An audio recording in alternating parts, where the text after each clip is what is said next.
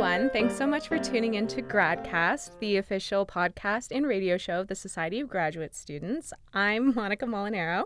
I'm Gavin Tolometti. I'm Viki Telios. And tonight we are bringing you our first episode of our Grad Life segment, which is really exciting. The purpose of Grad Life essentially is to just talk about topics that relate to any and all graduate students and things that are applicable to any grad student in any way, shape, or form, essentially, right? Yeah, and honestly, it's a bit of a deviation of what we usually do. So in general, we usually have a guest come on and from different departments, and we talk about, what their research is and how they go about doing their research. But I feel like with that, we also need to get into how their research is being done, like what kind of mentality are they in while they're doing their research. So I feel like this is a good way to get into these topics that aren't necessarily talked about amongst graduate students. Right, 100%, and just relatable to everyone. Mm-hmm. Like, there's one thing if you're doing a certain type of research that might relate to certain people, but it's another thing if you're all going through the same things or experiencing the same things in your position as a graduate student. Oh, right? yeah, this is like a communal feeling. And especially the topic that we're talking about today, imposter syndrome. Woo! Yeah. JK. Whoa, I should be, I know. Oh, dear. I know. Shouldn't be cheering the that reaction is definitely, oh, dear. Man. So that was the overwhelming response that we got on social media. Everyone wanted to talk about imposter syndrome, and I feel like it's because we don't talk about it enough. Mm-hmm. And that's why I guess we're doing this today. We have to talk about it. Do you guys, I guess we got to start off. Do you guys feel like you have imposter syndrome? Yes. I've definitely experienced it multiple times. And I'll also say yes. So this is a unanimous yes. Yes. Okay. I think it's, at least for me anyways, I feel like it's ever present. Like it doesn't just go away. It ebbs and it flows, but it's it's always there. Yeah. It definitely feels like a roller coaster. Yes. Mm-hmm. Right. Always a slow build up that it's just getting worse until it only drops when you finally realize that you're having the problem and then you have the chance to resolve it in whatever way that you can. Mm-hmm. Man, I feel the same way. And the thing is, do you know when it started? Because I feel like at this point when I'm looking back, I'm like, this is something that has happened for the entirety of grad school, but was it there before? Do you know if it started before grad school? Yeah, 100%. I guess maybe to start, should we quickly give a definition of imposter syndrome for maybe anyone who is lucky enough to not have felt it yet? For sure. So here is the real definition, not my words, from Google Wikipedia. A very reliable source. Of course, yeah. So imposter syndrome is the persistent inability to believe that one's success is deserved or has been legitimately achieved as a result of one's own effort or skill. So that essentially means you feel like a fraud. Mm-hmm. And honestly, I agree with this. Yeah, 100%. Yeah, I don't think sums there's it up perfectly. I don't think there's anything inaccurate about that. Oh, definitely not.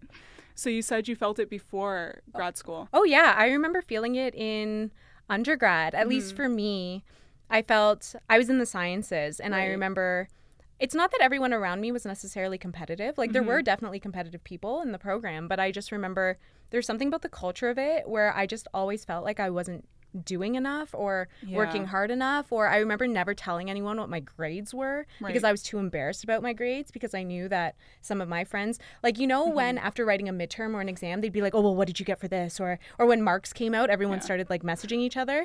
That kind of stuff scared the crap out of me, because for sure, because someone is obviously going to do better than you always, right? And if it's within your circle, it can breed animosity almost. Yeah, especially when someone goes like this, oh, that question, oh yeah, it was that answer. I mean, who could not figure that out? So nonchalant, like, of course it was that. You didn't get that. You had a hard time. I got an answer that wasn't on the sheet. Always. All the time.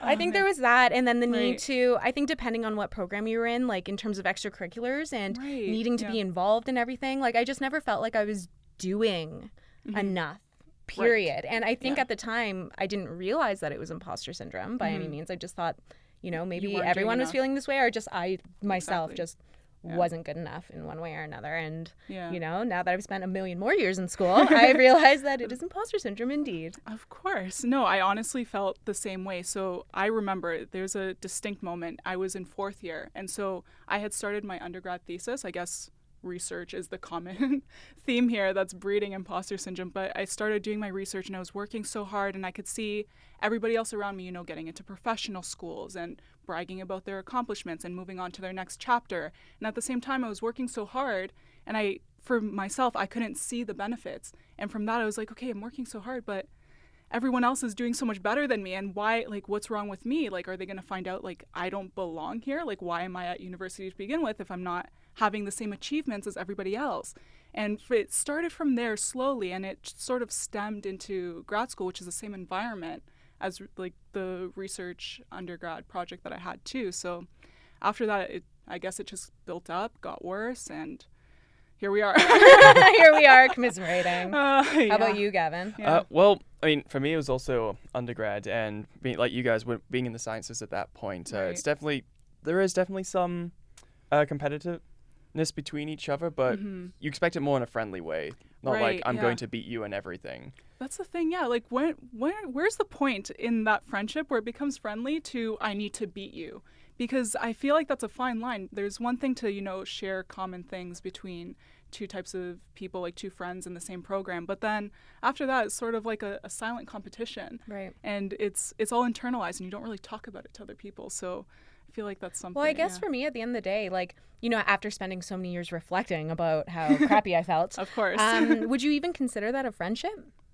Right. At that point, it is I want to think almost like a frenemy. I was thinking the exact same word. Like frenemy. Yeah. Frenemy-ship. Yeah. I don't even know if that's a word, but I'm making it a word now. #frenemy-ship. Yeah. I like that. We're going to get this trending. So it's like, you know that you're friends, but at the same time, you're enemies in the way that you want to get that mark. Not like the satisfaction of I'm going to beat you and it's going to feel amazing. That I want to get that high mark because I'm working my butt off to do it. At the same, you don't think the other person is as deserving as you are, because at the same time, I feel like imposter syndrome comes down to a point of perception. So how you perceive yourself versus how you perceive everyone else around you. So if you have that skewed perception, you think other people are doing such a better job than you, and you know, you feel like you're working so hard, but you can't measure up to what everyone else seems to be doing. So you have that dissonance, right? And it's you can't remedy that, so you feel like a fraud. Right. And I feel like that's essentially what it comes down to. So with that, then,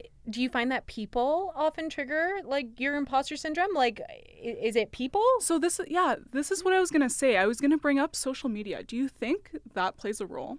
Because I don't find myself feeling so crappy on social media when it comes to imposter syndrome, to be honest. Right. At least myself, anyways. I know I have friends who work in programs where social media is an aspect of the program. Like, social media is used a lot more and is used more as a tool for whether it's looking at other people's work or sharing different announcements or things like that.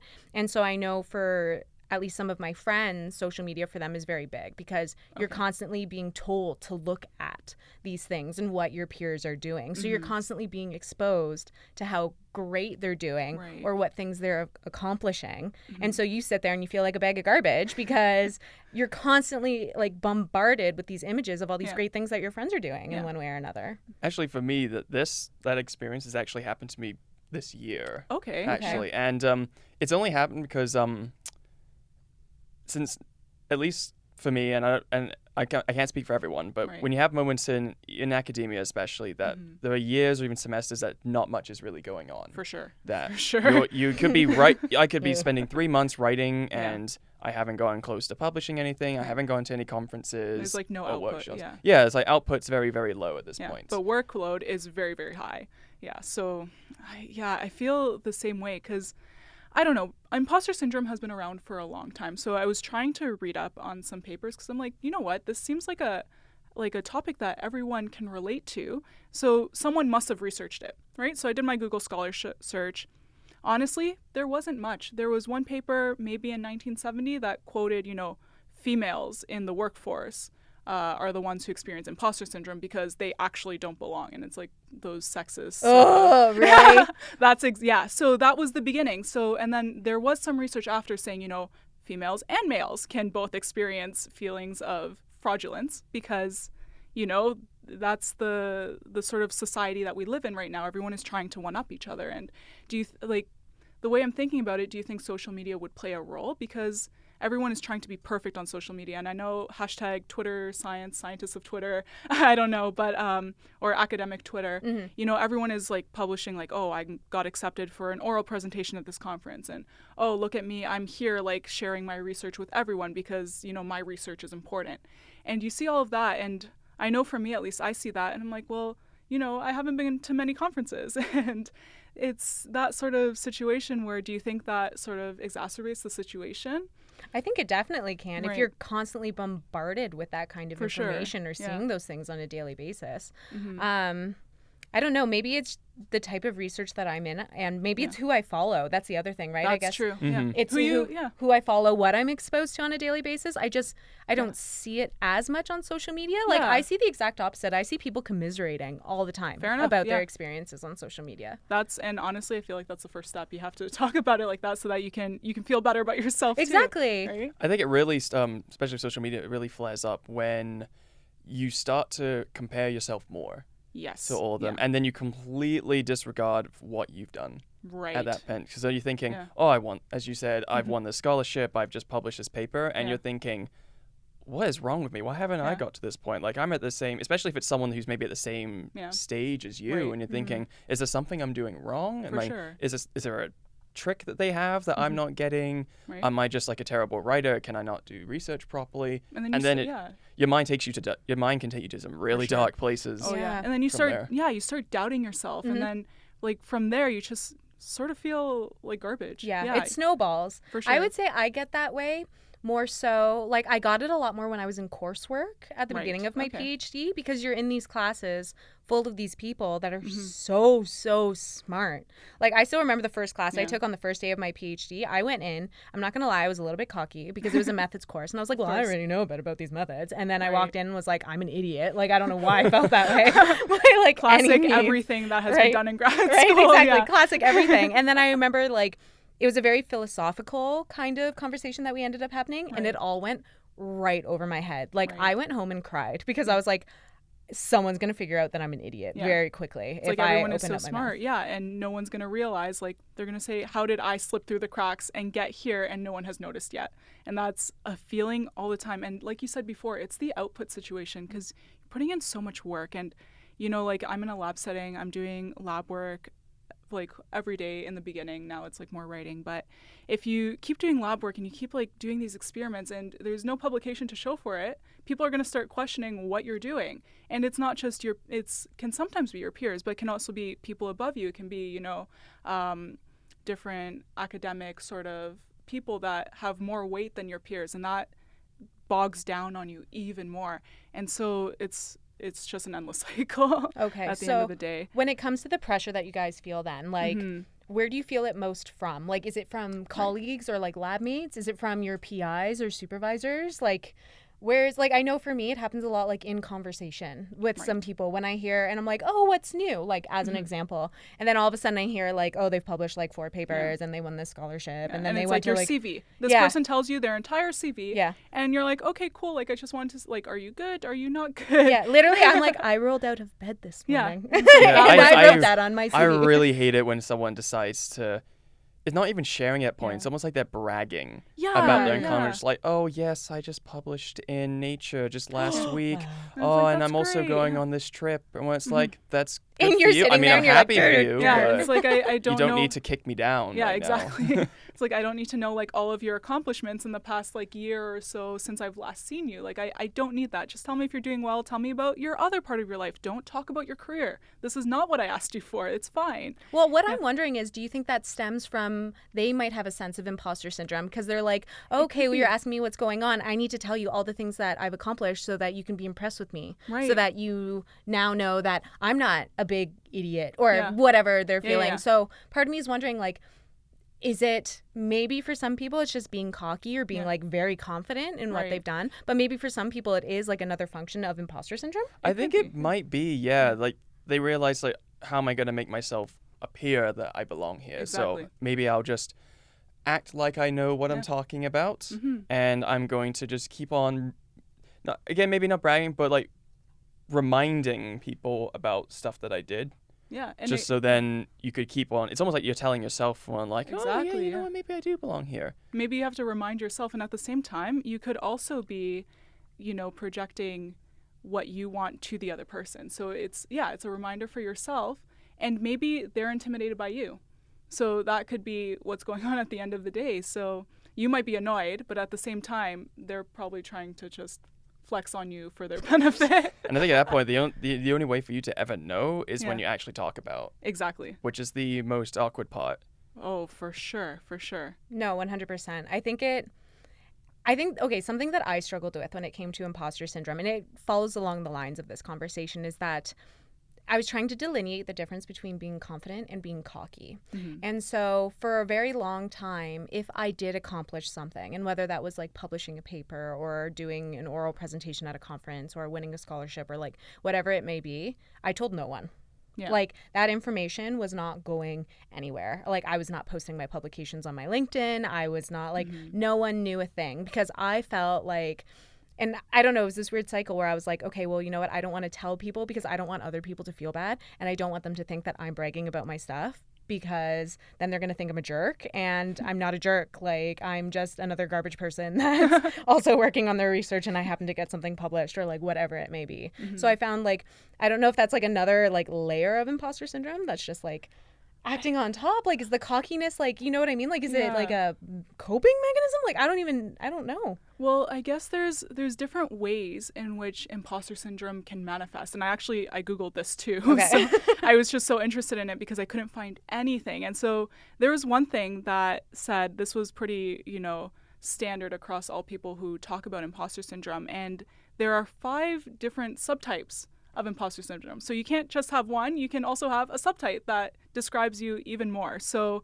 I'll tell you about them, and then you can tell me your thoughts, because they're kind of interesting. Okay. So the first one is called the perfectionist. So this one, I guess, is exactly the way it sounds. You need to do everything perfectly. And if you don't have a perfect set of documents or something to hand to someone, then it's not done and you feel like trash. There's another one that's called the hero or the superhero. And so this is the type of person who is often referred to as the workaholic. So they're the type who will stay after 5, who need to like do everything at one time. And this is just to feel like they need to do so much in order to get things accomplished. There's another one called the natural genius, and I feel like that is the perfectionist on crack. So what they need to get everything done perfectly, but they need to get it done on the first try. If they don't get it done on the first try, then they feel like they failed because they can't naturally get the concept that they're trying to learn or trying to get done.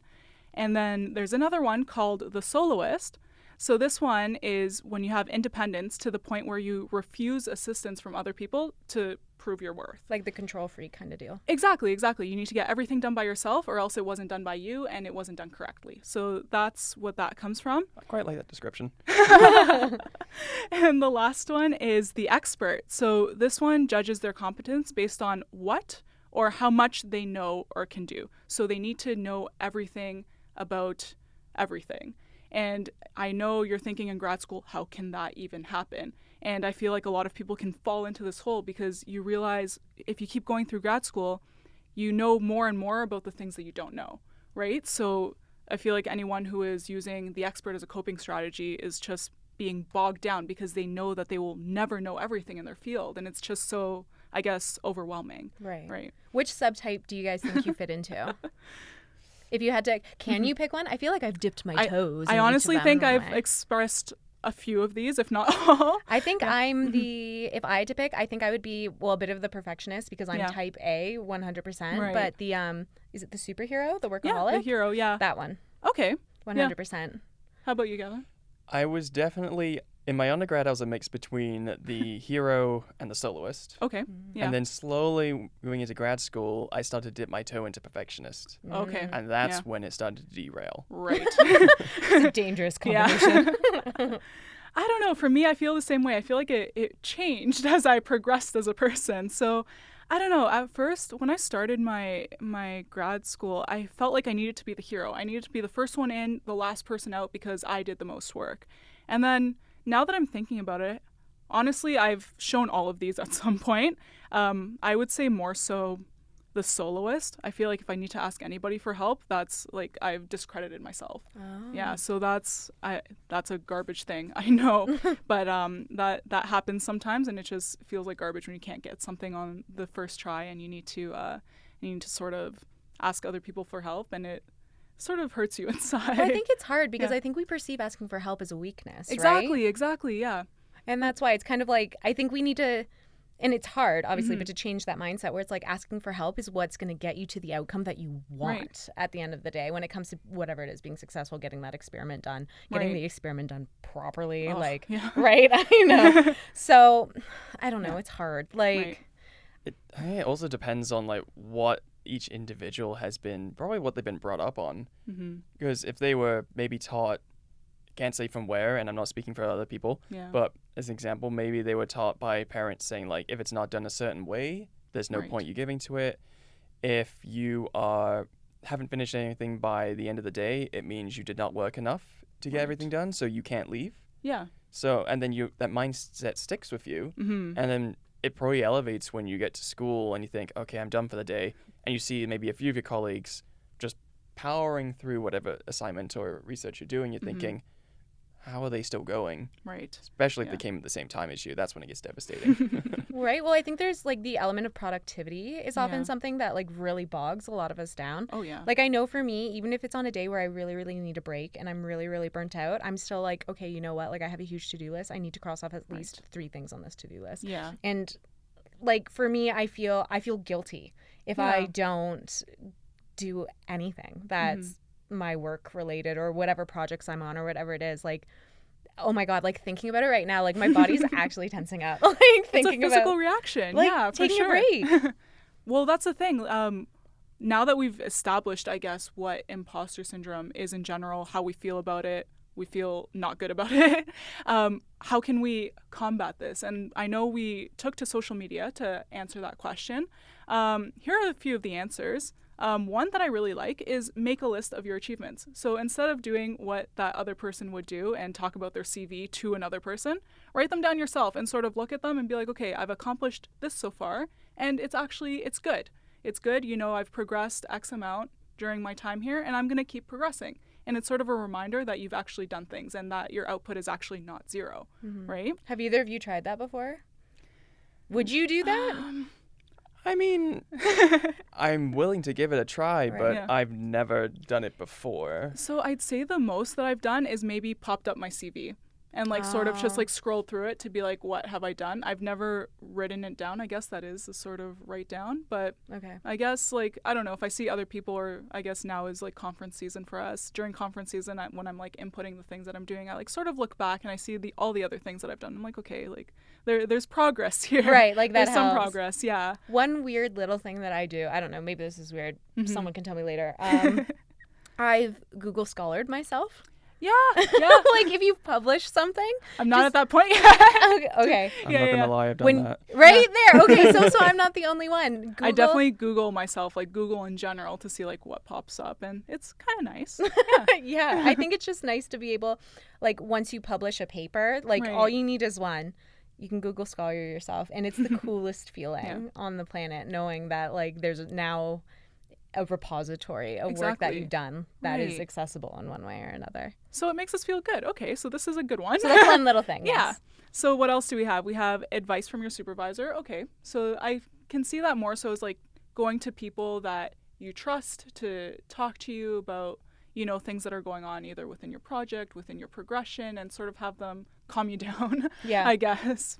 Yeah. What do you think about that? Yeah. I've gone to my supervisor before. I remember before one meeting, she was like, how are you feeling? And I was like, if I'm honest, like I'm exhausted. And she was like, yeah, that makes sense. And then I was like, does it ever go away? And I just asked her and she was like, no. And I was like, oh, well. Enlightening. She's like, you could like take a vacation every once in a while to give yourself a break. Like, because for her, the biggest thing is like taking breaks when you need breaks. And I know that for me is like what I struggle with quite a bit is because I'm always feeling guilty about stuff. So she was just like, you need to take a break every once in a while. And that'll just give you like that nice little kick in the butt that you might need to just keep going. But you need to be able to accept the fact that you can't do everything all the time and you need to relax every once in a while. And that's comforting in that sense, right? Because then you know that you don't have to be that workaholic and just work 24/7. You know that it's okay, like someone who's superior to you is telling you it's all right to take a break every now and then and sort of just calm down for a second. Yeah, 100%. Yeah, I had that definitely a few times with my supervisor, and she always reminds me,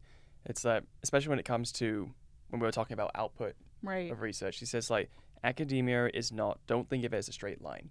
Nothing is going to be consistent. You're going to have ups where there's going to be a lot of output, a lot's going to be completed, but then you're going to have downs, like not in a negative way, but there's going to be moments where not much is going to get done. You're in a slow stage, like you're writing, you're starting getting new preliminary results. So you can't publish something that you haven't really looked at yet. So you've got to get through, climb your way back up again, and then you're going to have probably a huge output at some point. I like these words of wisdom, metaphors. I know, but I think that's what we struggle with. Oh, sorry, I didn't mean to cut you off. It's okay. I think it's that mountain climbing is like what we end up struggling with because we're not getting any output. Like we're not publishing, we're not going to conferences, we're sitting there and we're writing and like banging our heads against our desks because we can't get these ideas out in one way or another. Like that drives me insane. Like my imposter syndrome is at an all-time high when I have a writer's block. Oh yeah. There was also one moment actually because I transferred from master's to PhD. I never completed my master's degree.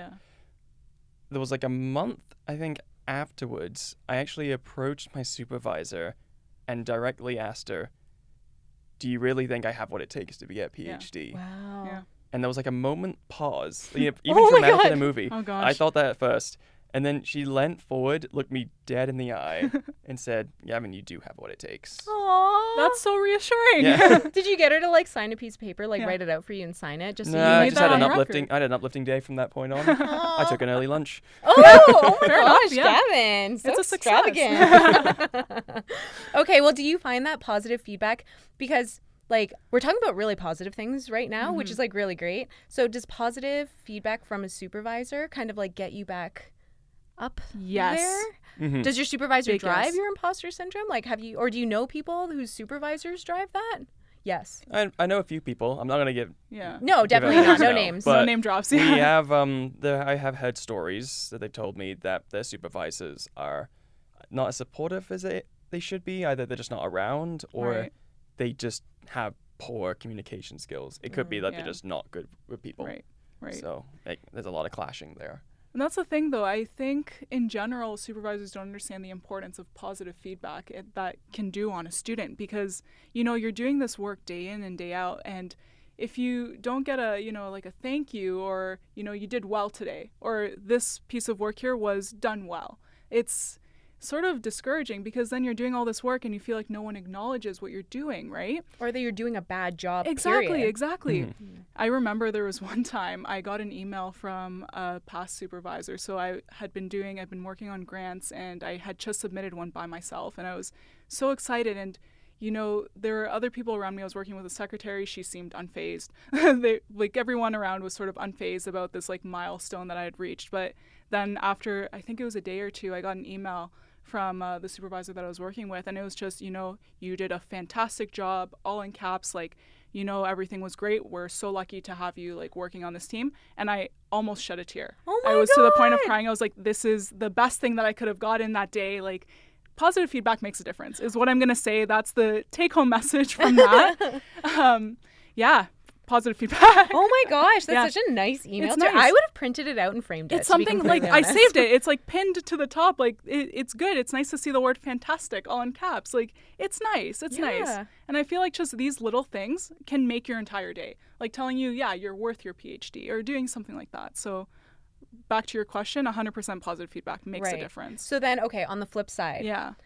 Do you, when you have these bouts of imposter syndrome, does that imposter syndrome motivate you to get things done? Or do you find yourselves like in a slump, like negative feedback or like your own personal negative feedback, like whatever narrative is going on in your head at the time? It depends on the situation. At least for me, it has. Yeah. I know when I got some negative feedback about a paper, it was like 3 hours of being a slump until both my supervisors said like reasons why it shouldn't have been. Right. Yeah. That shouldn't have gotten those comments. So then for me, it kind of turned into a way of proving whoever those reviewers were wrong. It's probably not the healthiest way, but... Turning into spite. Yeah.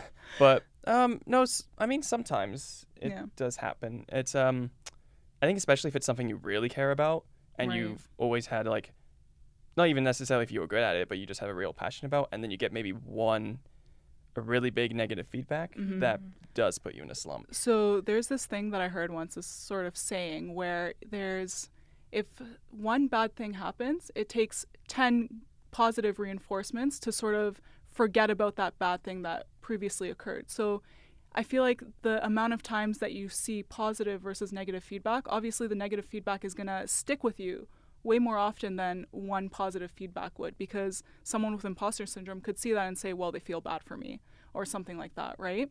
So I feel like it's the consistency of the positive feedback as well as the consistency of the negative feedback as well, and how many times you do hear this negative feedback versus the positive. So I feel like, yeah, it's sort of a balance in that sense. Right. Yeah. I don't know. It's hard. I feel like there's so many like negative feedback, I know for me, or like not even negative feedback, but just a lack of positive feedback can be negative too. Yeah, for sure. Because if you've done something and no one expresses any sort of, that was good or that was horrible, because sometimes, any sort of constructive feedback would help. If you told me, you could have done this in a different way for next time, that's also sort of positive, because, there will be a next time, A, and B, you can sort of fix yourself for the next time and, do something better to a higher standard. So if you get that lack of feedback, you don't really know where you're going. You don't know what sort of path you're progressing on. Are you just progressing towards a negative path and no one's correcting you?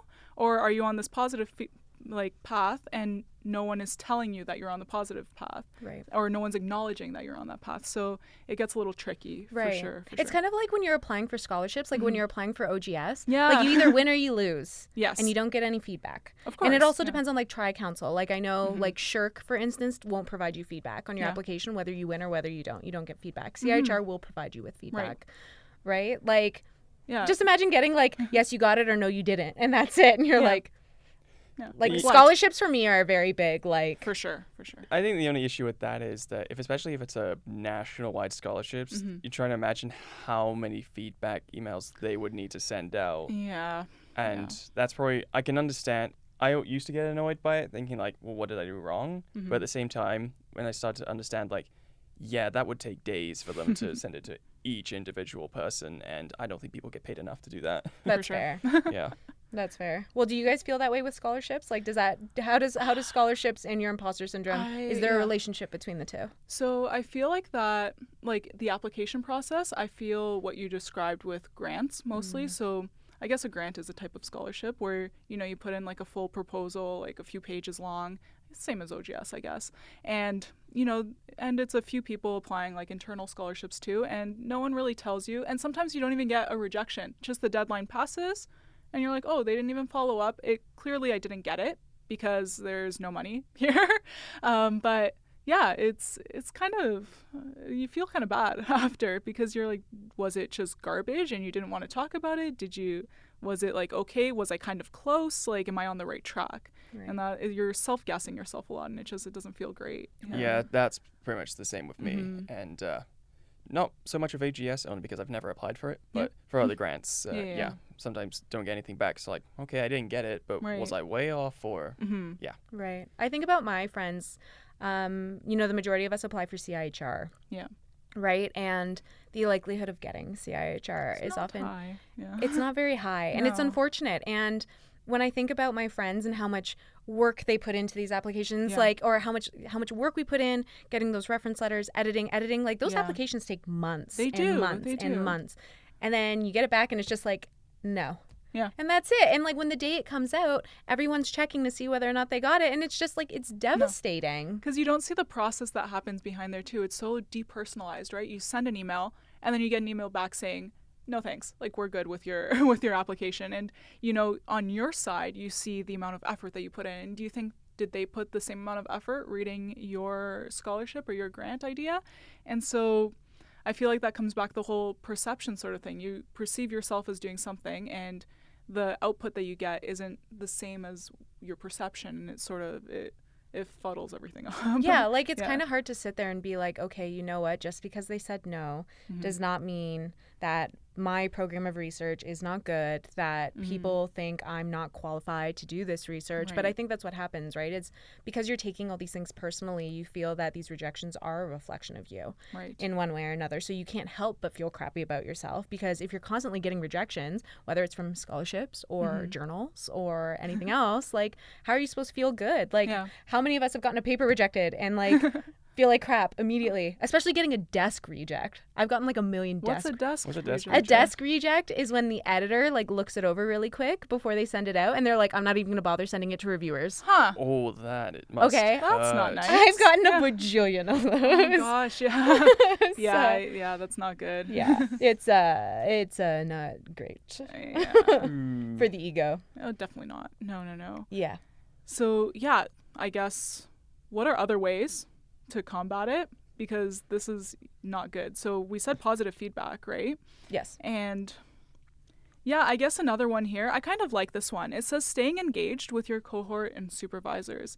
So with that, I can feel like you can really isolate yourself if you're feeling the sort of way you don't want to talk to anybody else because everyone else is talking about their achievements and you don't want to deal with that at all, right? Mm-hmm. So I feel like this comes down to getting rid of toxic people that are going to talk about their CVs and their life and keep the people that you know are going to support you in your journey throughout grad school, right? And I feel like everyone else in your cohort, depending on the department that you're in and that sort of thing, will sort of share similar experiences with you and, you know, sort of help you through that so you don't feel as isolated as you would by yourself, right? I think that's the thing, though, is being able to find these people that are toxic and commiserate takes someone admitting that they're feeling this way in one way or another. So if none of that is ever happening within a cohort, how is it like...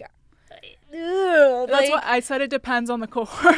Yeah, 100%. Yeah, because there are some people who, you know, their cohorts are 15 to 20 people, and you can sort of weed out the ones that aren't going to make you feel so great and keep the ones that, you know, are relatively decent at making you feel good, right? So if you're in a group with like 200 people or 100 people, it's hard to do that because you feel like the pressure to be competitive is even higher, right? So you're going to get a lot of CVs being thrown at you to your face during conversations, and it's going to be a lot harder. Mm-hmm. Yeah. And that's the thing. I think that's a delicate balance. Yeah. Yes. I think it's what program you're in, who you're affiliated with, how close you are with these people, and kind of going from there. I think bottom line is hopefully we all have a supportive group of friends. Like I know I do that I can go to and commiserate with. For sure. But at like simultaneously, like those people are the ones that drive a lot of imposter syndrome in one way or another. Yeah. It depends. There is a fine line. I totally agree with that. Yeah. But definitely like the main point of it is to if you have a really good open supervisor who's really good at understanding and is probably going or even going through the same things you are, right? They will be able to share experiences and probably give you some advice. And if you unfortunately don't have a supervisor who's like that, talk to friends and colleagues, even family. Yeah, I'd imagine, because I imagine your parents or anyone, like maybe an older or younger brother and sister who maybe are going through the same thing, if not through academia, but maybe just in their professional career. For sure. Yeah.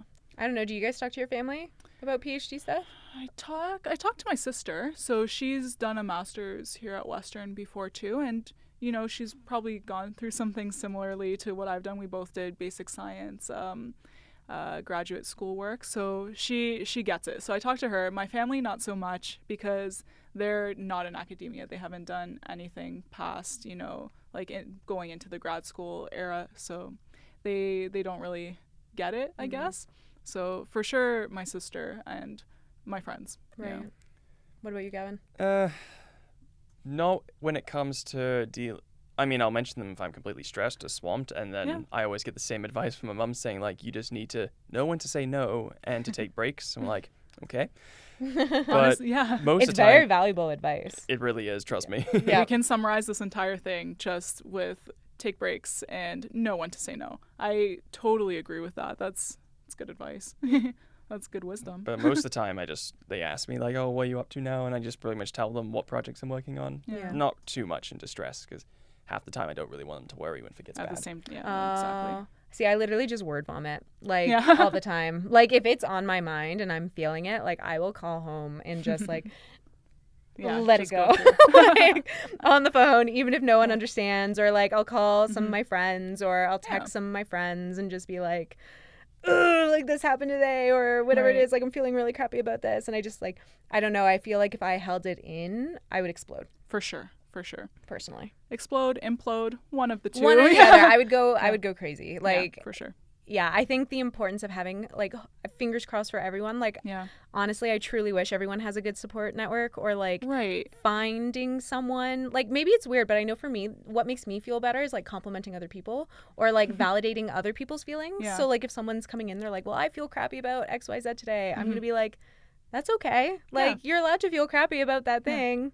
Yeah. You're sort of like sharing their experience, because it's like, I've also felt crappy about this once too, right? Yeah. So it's, you just need to find someone that you can talk to. Yeah. And like you said, as long as you have a good support group, and I know SOGS has some good mental health and wellness programs here that they can offer for people who are feeling, a little stressed or a little bit anxious about their grad school work. So that's all on their website, I think. So they can go and see that sort of stuff, so they can, if they want a third-party objective to talk to. So I think it's a good resource to have. Right.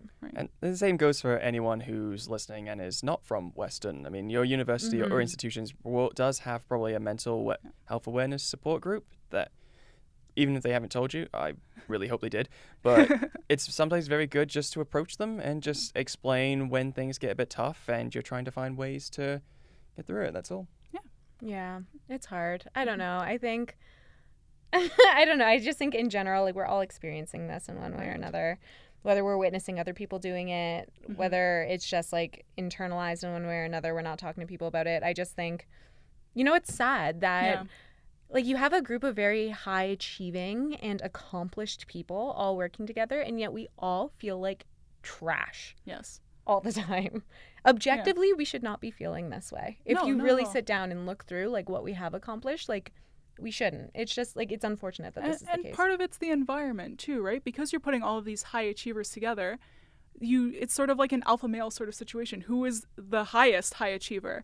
And once you get to that point, it doesn't really make sense, because at the end of the day, you're still part of this like population that still knows more about that certain topic than layman terms, right? And I feel like it's more so about getting exposure to something outside of academia, so you can see what else is going on outside and sort of, reference what you're feeling to something outside of academia. And I feel like that could really help. I think there also needs to be an understanding that, like, as long as you know that you're doing the best that you can do, and I don't know, it gets hard, because at the same time, when I'm like not doing any work, I'm like, I'm not being my best right now. Or like when I'm lying on my couch for 4 hours watching Parks and Rec instead of like writing, I'm not being my best. But like, maybe sometimes I need that in order to be my best in one way or another. I don't know. I just think in one way or another, like, and I don't know. I think it's hard to not compare yourself. But if there's a way to sit there and make this about yourself, like, be a little bit selfish about it. Just be like, you know what? Like, if I'm accomplishing this, then that's what I don't know. It's all hard. I don't know what I just said. That was a weird comment. So I think we can summarize that with take a break. Yes. Take a break. Take some me time. And I feel like that's all you can do at this point. Don't let it get worse, because at that point, then I feel like there really is no turning back. You've gone too far into the imposter syndrome hole, and it's a scary slope that I hope no one goes down. Right. It doesn't feel very good. No, not at all. I don't want to end on that. No. I think really what we dreary, want to kind of conclude on is like, hey, guess what? We all feel like trash about ourselves, like pretty often. I've been feeling like trash about myself for at least the last 2 weeks, and I've told literally everyone I know about it. And it's because I'm in a writing slump right now, and I don't know how to get out of it, even though I've taken a bunch of breaks. So I'm feeling especially crappy. But kind of take home message is that we're all feeling crappy. It's not the best thing in the world. Like, it sucks that we're all feeling crappy, but we are all feeling this way. So if you are feeling this way, I think just know that you're not alone in those feelings. You're not isolated in those feelings. We're all feeling it in one way or another. And kind of the point of this is just, we want to be able to make it relatable, and we want people to know that, hey, these are things that we all experience, and this is how we experience it, and these are our experiences, and we'd love to hear other people's experiences too. Talk about it, because that's, like I said before, I was trying to Google Scholar this, and nothing came up. I couldn't find stats on how many master's students or graduate students feel imposter syndrome during their school, and I feel like that's a ridiculous thing, because there's so many people who feel it, and there was absolutely nothing. Like, the only thing that I could find really was stuff about anxiety, and that was essentially it. There's nothing specifically related to imposter syndrome, because it is a little bit different, I would say. So take home message, let's talk about it. let's get this sort of idea out there, because, you know, it, like the stats that I have here, for example, there was one paper that I found that said 26.2% of master's students feel some sort of anxiety related to imposter syndrome. And for PhD students, that number, again, is around the same, so 26.7. And the funny thing is, which I think you guys might find interesting, is the most prevalent department that these students are in feeling this way is arts and humanities. Oh, you guys had shocked faces. What do you think about that? I guess I would be wondering why. Is it because they're comparing within?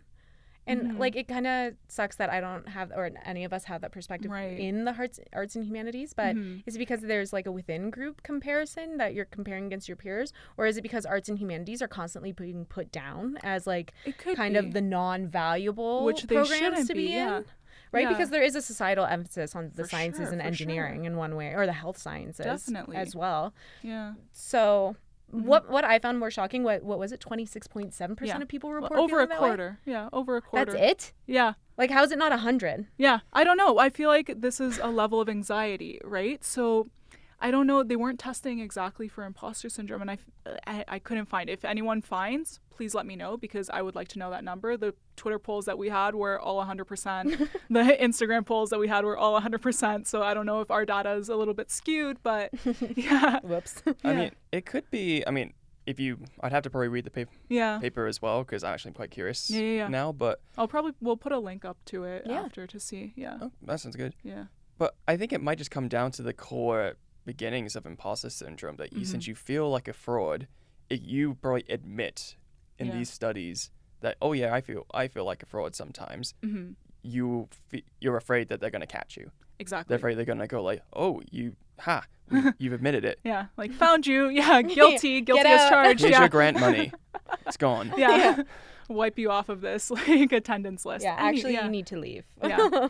Oh, yeah. So it could be fear, I think. It's only from personal thought. It could be fear, but another thing that I thought of too is maybe people don't think it's serious enough. Maybe they're like, oh, it's fine. You know, I feel this way, but I'm in this program. I don't think I have any other mental illness, because in general, this study was looking at, I guess, mental wellness and that sort of thing. But, you know, they're like, oh, I don't have anxiety. I don't have depression. I feel kind of down sometimes, but it can't be because I have anxiety or depression, because I'm not diagnosed. Right. So I feel like you're not catching a lot of people in these studies because they're not diagnosed. They don't talk about it often enough. They often think it's normal. So yeah, like they normalize the imposter syndrome in a way where they don't believe that feelings of anxiety or depression. Like it's a part of the imposter syndrome. It's not. Exactly.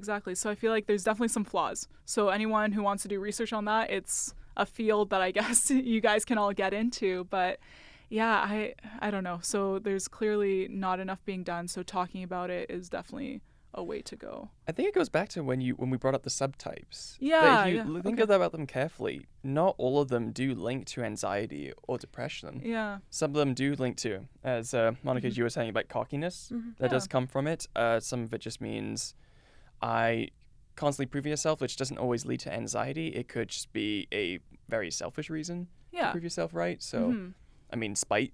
Exactly. was one example. Working hard just to spite someone else. I mean, I've definitely been motivated by anger in terms of writing. Like, it's the best motivator. Okay, I'm not gonna lie. To an extent. And maybe this is weird. You guys can tell me if this is weird or not. But every time I've gone through a breakup, I've written a manuscript, and I name those manuscripts after my exes.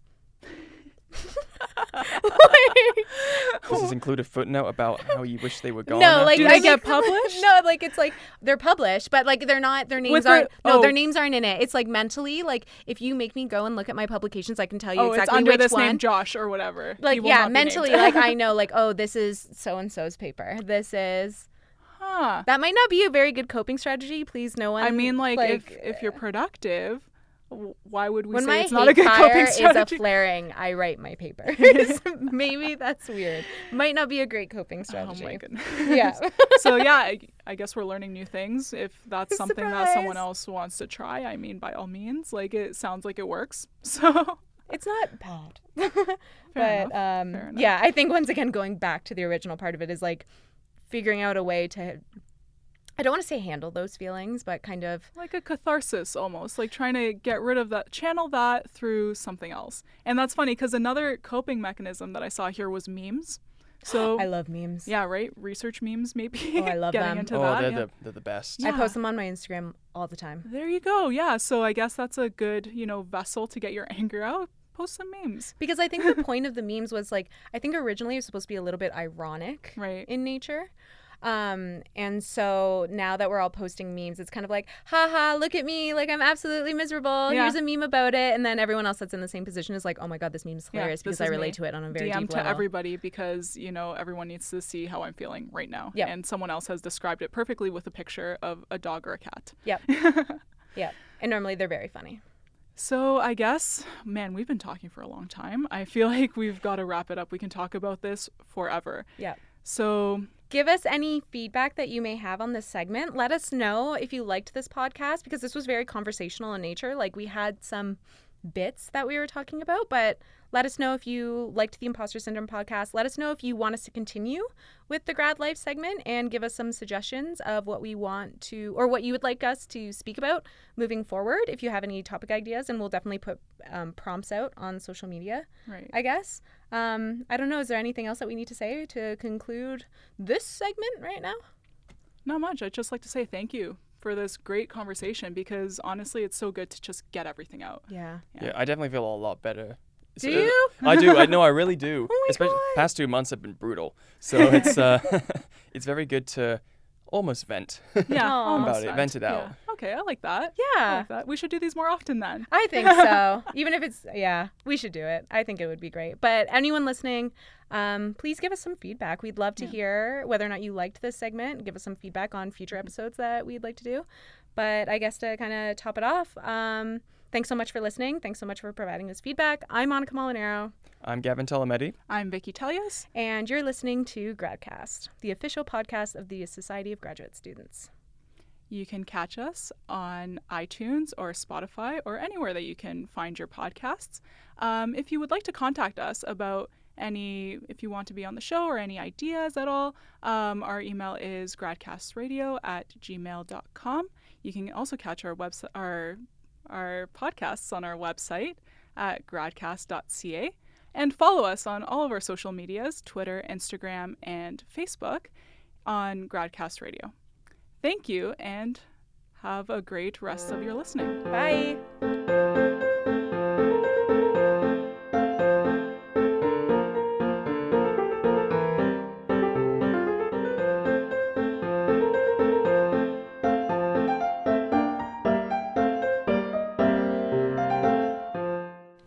The Gradcast theme tune has been composed for us by Matthew Becker.